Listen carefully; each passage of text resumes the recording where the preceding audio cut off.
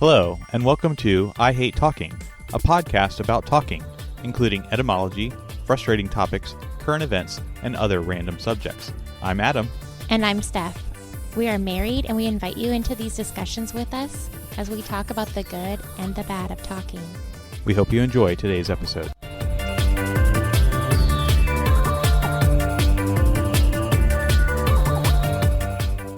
Welcome to episode 64 of I Hate Talking. Hi, everyone. So I guess we have some different words or phrases that perhaps we can do for this episode. We have two different choices of double P phrases. Okay. Parallel play. Or predictive programming. Okay. Or we could do something completely different. I can't even think of one. I was trying to think of like passive, whatever, but okay. So I get to choose from those two? I suppose so. Or we could do apse, because apparently there's a app word that we didn't do. So, but I don't know if that's very relevant to some of the things that we've been talking about in the past. I don't know. Let's do parallel play. Parallel play. All right, we'll do parallel play then. That is, I think, maybe one that I'll have a little bit better opportunity to talk off the top of my head, because I do think that predictive programming may take a little bit of additional research outside of our normal conversation during the podcast. Are you thinking like AI stuff? For predictive programming? Uh-huh. No, that is not what predictive programming means. Okay, well, I'll stay tuned for next time. Or the time after that, since we don't really have a very well-defined schedule. Sounds good. So, parallel play. I think that typically was used when it first came about as the description of child development. So essentially when a child will play with things in the company of other children and just do things sort of alongside one another. So it's, I guess, the step before there's sort of the cooperative play, where they are maybe exchanging toys or interacting with one another in a way that would be more cooperative rather than just individual in the same place. Okay. And then I think it has also recently become more frequently used in terms of how adults may interact with one another, where they are doing a hobby or could be even quote unquote work that is adjacent to one another in the same physical space, but lacks any sort of direct interaction. Mm-hmm. So I hate parallel play. Do you want to know why? I suppose so, because I think I do enjoy it. I don't enjoy it at all because, and here's my thought process on it. I understand like you're saying about the children and all the studies and child psychology and such. But as an adult, myself, I don't enjoy quote unquote parallel play, because if I'm in the room with someone doing something and they're doing a different activity, I'm like, there's this weirdness of like, do I have to talk? Or like, can I put my earbuds in and zone out? And then you say something and then I'm like, oh, wait, what? So I can't focus on what I'm doing because I'm always waiting to see an interaction from that individual. If I'm doing something by myself, I'd rather just be alone so I don't have to look around for interactions with other people. Or if I'm with other people, I want to be interacting with them, having conversations and back and forth versus like this waiting to see like, are we going to talk? Are we going to say something? And it's always like up in the air. You don't know. So that's interesting. So do you have to make a conscious effort in order to monitor for bids on interactions? Mm-hmm. See, I don't think I have to do that. Like, I will, perhaps if it's a situation where I need to pay special attention to social cues and a variety of things, I will have a heightened sense of awareness about these things. But my default state is to always be aware of my surroundings and aware of what other people are doing, at least in some degree. Again, there's going to be various levels of my awareness, but it's always on at least at the low setting. But don't you agree that in our relationship, I'll have my earbuds in. Maybe I'm doing the dishes and I put my earbuds in and I'm listening to a story. And then you try to get my attention. And if I'm listening to my story, then you get like frustrated that like I'm not paying attention to you quick enough. Well, perhaps we've gotten to our big takeaway for the episode very early on in the episode is that when you are interacting with technology, it makes it so you are no longer present in the situation that you are physically dwelling in. You mean me or the you as a whole? Yes, I just am talking about humanity in general. When you are interacting with technology and it consumes the majority of your attention, whether that is audio or visual or both, that then you are no longer, quote unquote, present. Okay, I can see that. But also, even for me, it's like books or whatnot. Like if I sit down to read a book and then you're like, hey, Steph, blah, blah, blah. I'm like, huh? So I have to put down my book and look up at you. And then we interact. And then I put the book, start reading again. And also, especially as a mom, the past decade plus, it's hard because the kids constantly are coming up to me and then I have to put my book down and look at them and listen and then pick up where I left off. And if I want to read a book, I just want to be left alone to read a whole chapter without interruption. Yeah, I suppose that's true. And I do have the desire for similar things, especially in what some would describe as a flow state where you're in a very deep, thoughtful process of accomplishing a task or producing something creatively or whatever the case may be, or working on a problem, as it were. And when you do achieve that sense of flow within your work process or creative process, that you would not want interruptions. So perhaps I will find parallel play more appropriate for situations where it is not necessarily a flow state thing. So, for example, one of the things that I would categorize as a parallel play candidate would be editing our podcast. But you don't really like to do that together, I guess. No, well, because if I do it, you redo it anyways. There's a behind the scenes of how the podcast gets made. So Adam often does it because I don't have a desire to get my work redone. And when you want me to sit here and watch you do it, I end up falling asleep because I'm just listening to us talk and we just spoke. So it's like replaying what I just heard and like a rerun of an episode kind of thing. And yeah, I think because you know exactly what you're looking for, I don't think my input is valued. And so I just sit there and fall asleep. That's true. I just made a mental note to remove your at minute mark 8:53. There you go. Did you make the mental note that I said you don't value my input? I do value your input, and on the episodes that I re-edited, I only made one change to 2 episodes, and that was it, out of all the ones that you edited. The rest were fine. Not sure about that. But okay. So how would that bring you enjoyment, though, if I sit here watching you work? Well, there still could be the potential for interaction, so perhaps if there's something that I'm not quite sure if it should stay in or stay out, or whatever the case may be, or there's a particular edit that maybe needs a second listen, then you could have some interaction there.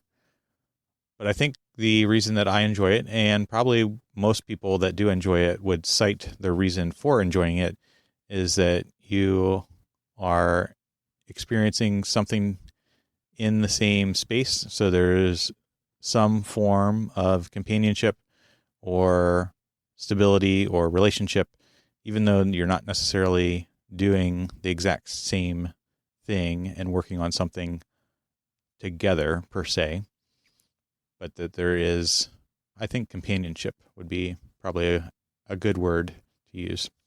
I'm trying to think back to before I was a stay-at-home mom, what I felt about that. Because I get companionship literally 24 hours a day. So if you consider like somebody doing something alongside me, I am not in lack of that. I'm in lack of using the bathroom for 3 minutes alone, or going, 3 minutes without someone talking to me or someone interacting with me. So I don't remember what I felt like before I had all these people constantly vying for my attention. That's true. I suppose that if there's additional seeking for your attention, that you may not be apt to entertain that you may want to do either something completely alone, right? Like you said, read your book or listen to an audiobook, or have something that is directly interactive. Mm-hmm.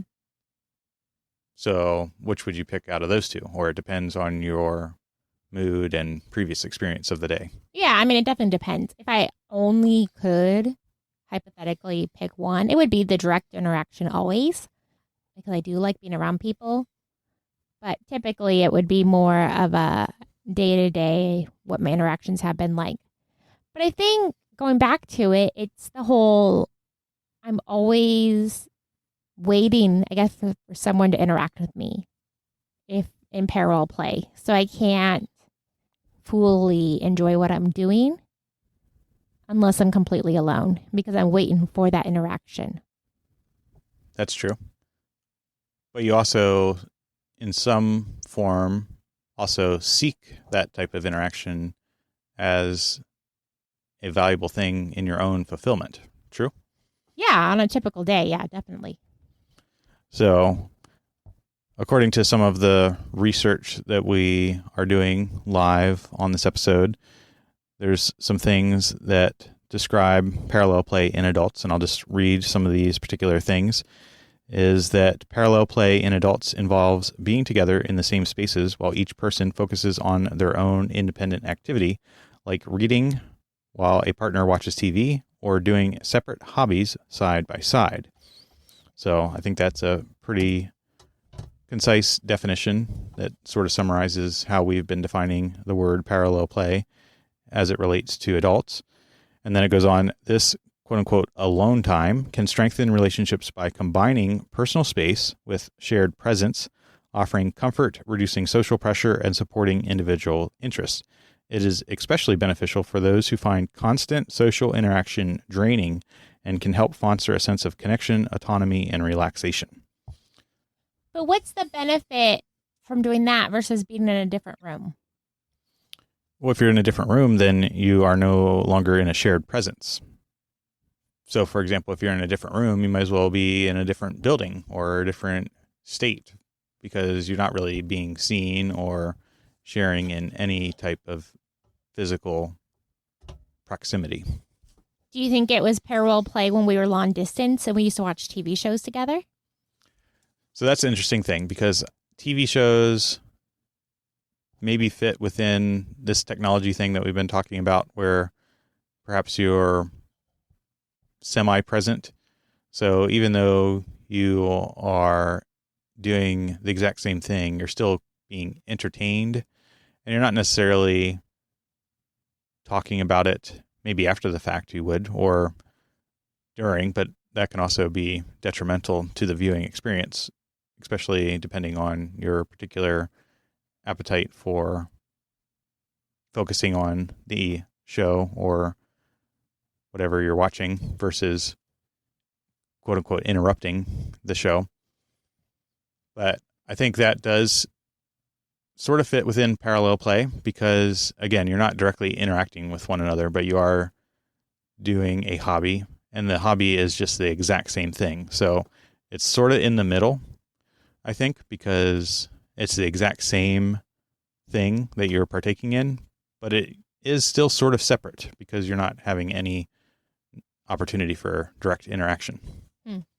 So if I had to choose between it being in the parallel play category or not, I probably actually would put it in the parallel play category because of that. So what about concerts then? Is that parallel play? So concerts probably, I guess any form of entertainment, a comedy show, a concert, a movie, watching a TV show at home is going to be, again, the same hobby or same experience. But if there's not a lot of interaction, that it probably falls more within the category of parallel play. But I would say a concert maybe is a little bit more directly interactive than just watching a TV show or a movie, because you still could have more opportunities to interact with one another and converse about the music or the show or whatever's happening. So that's my thought on that. Okay. Yeah, because we go to concerts occasionally. It's definitely more your thing. I go because you enjoy it and I like to be with you. But I would never go to one by myself, nor would I necessarily choose to do it.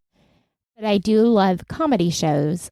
But for me, and it's probably just a different personality type, because the difference, yes, I can listen to a comedian on YouTube or whatnot, on Netflix, but being there and listening to other people laugh makes me laugh too. So it's probably the same if you're a music buff, listening to people headbang or whatever, that would help you do that also. That's true. But then that's not parallel play, right? Because you're interacting and changing your environment or changing your reactions based on other people. I'm laughing because someone else is laughing. That's not parallel play. That's more interactive, right? Yeah, but it's not a social interaction. I think that's what the definition of parallel play is getting at, is that you can have a shared experience even, or separate experiences in the same physical proximity, but there's no quote unquote social interaction that is necessitated. Okay. Because I think that's what's important nuance in the definition that I read earlier, is that people that do enjoy parallel play is because there is reduced social pressure, because perhaps maybe it's a difference between introverts and extroverts from way back when, in probably our single digit episodes. Maybe somebody that's an introvert would find parallel play more beneficial because, again, there's not that quote unquote constant social interaction. I guess I'm having a hard time understanding what the benefit is of someone else being in that room is. Because you don't personally experience the benefit or value. I don't see any benefit. I can't feel any kind of benefit at all from it. So I empathize with the definition when it says that it combines personal space with shared presence.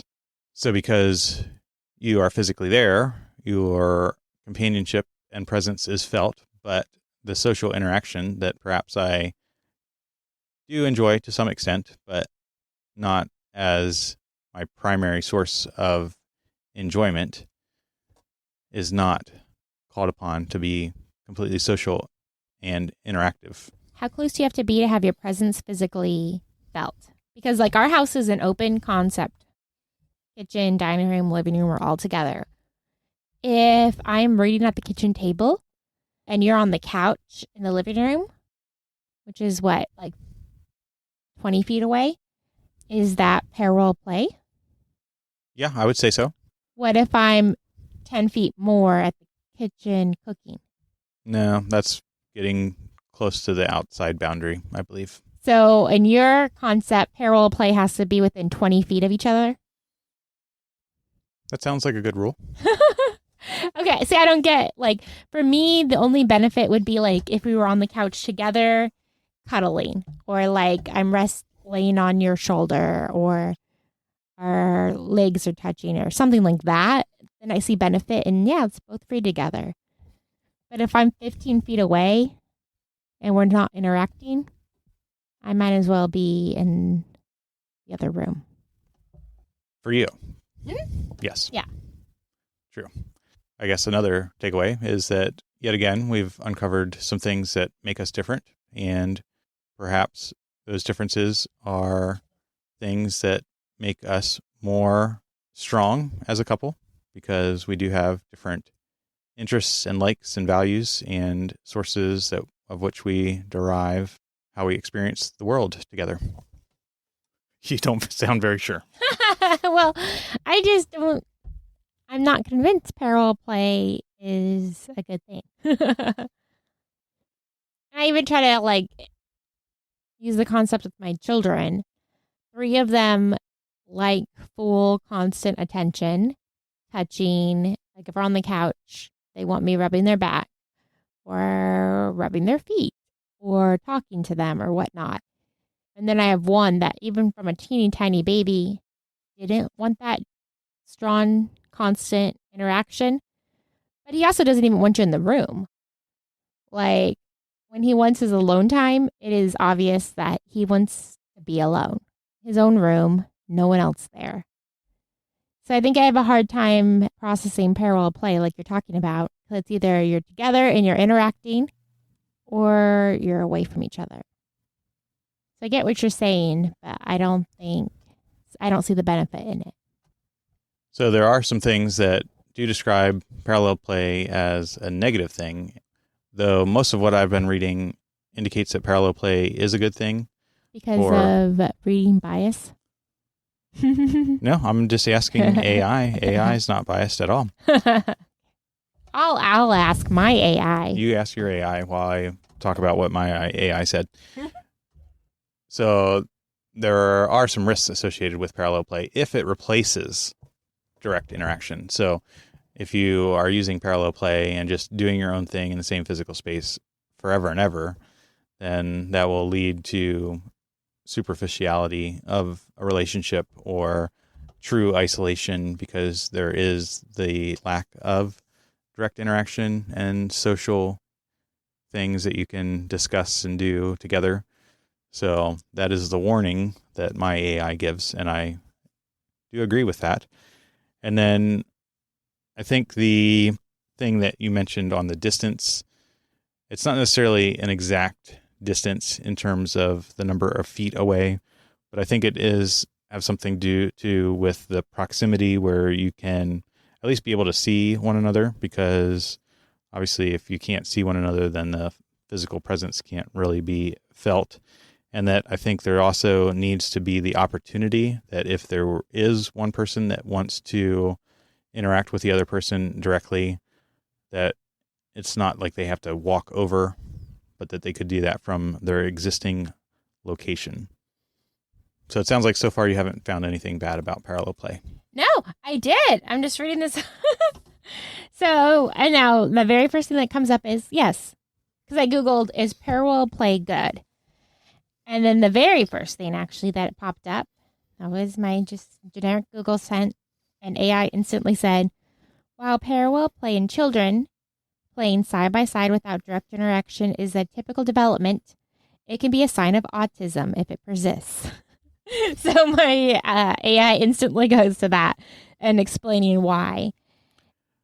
Correct, but that's from the childhood development perspective, not this co-opted is probably too strong of a word, but this reused phrase to describe how adults interact. Because I don't think that when an adult uses parallel play to describe their relationship that they're talking exactly about childhood development stages.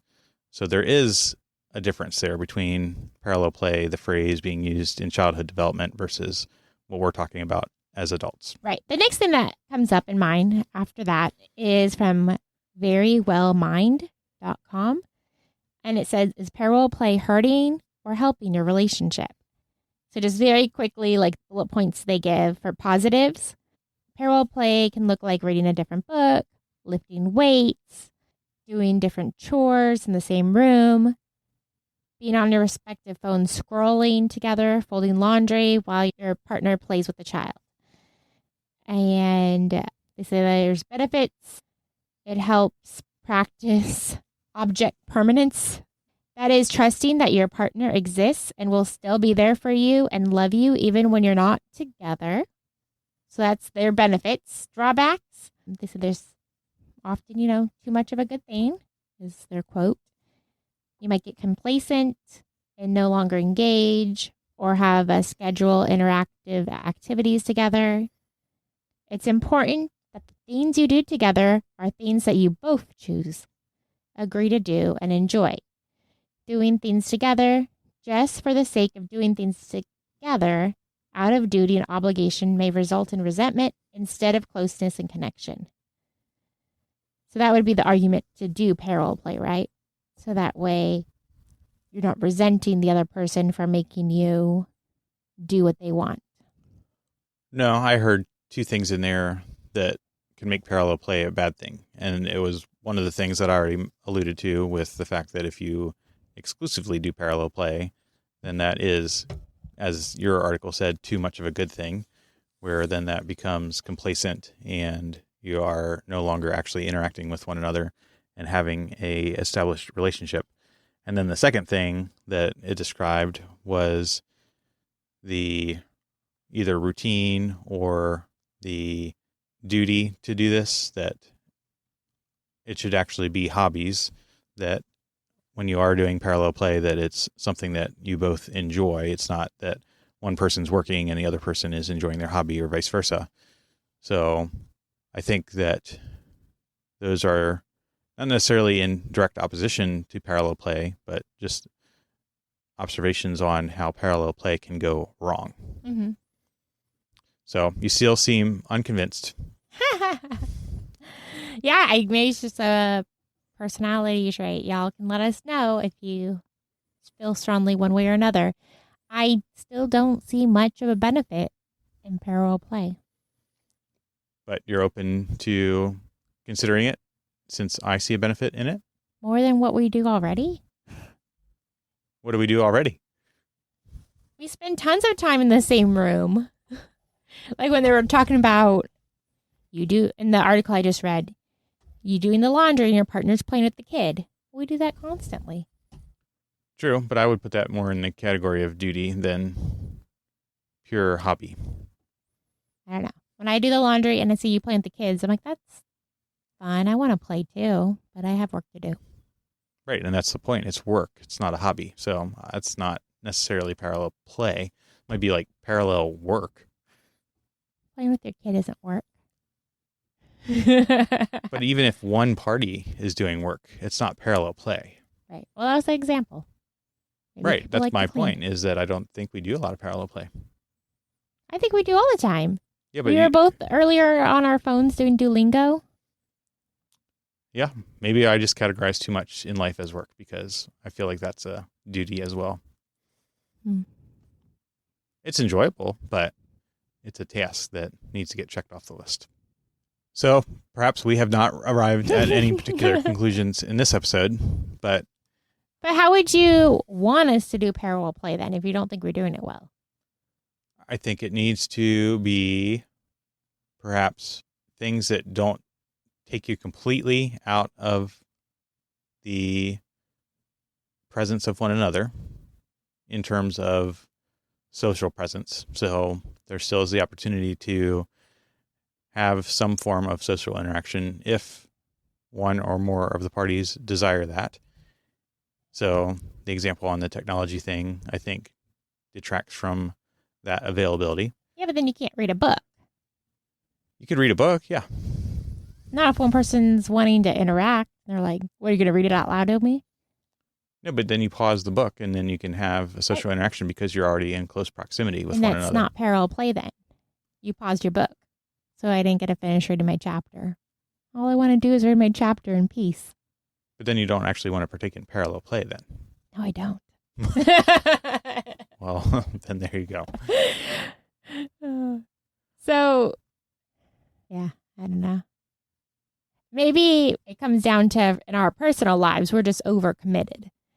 Because if I have 20 minutes, I might sneak away, tell you you have the kids for a while and I can go get this done or go read a little bit or whatever.